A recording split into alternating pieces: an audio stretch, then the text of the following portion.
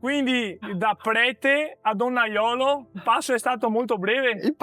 Lui si convince presto, a 16 anni, è un chierico, tiene la sua prima predica proprio dal pulpito di San Samuele, ma le cose precipitano quando deve tenere la seconda.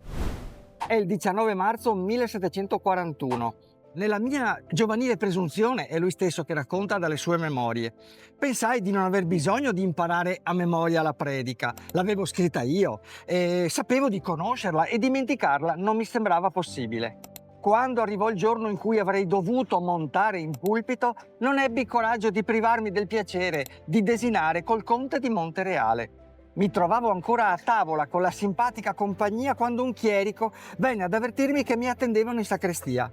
Con lo stomaco pieno e la testa alterata, imbriago marso. Uscii, corsi in chiesa e salii sul pulpito. Dopo le prime battute non sapevo più quel che dicevo, né quel che dovevo dire, e poiché volli tirare avanti a tutti i costi, mi persi per strada. Giacomo Casanova sviene o finge di svenire sul pulpito di San Samuele, viene portato fuori dalla chiesa a braccia tra due ali, come dire, di fedeli che se la ridono. Da quel momento abbandona per sempre le velleità sacerdotali, lancia la tonaca alle ortiche e si dedica a un'altra carriera.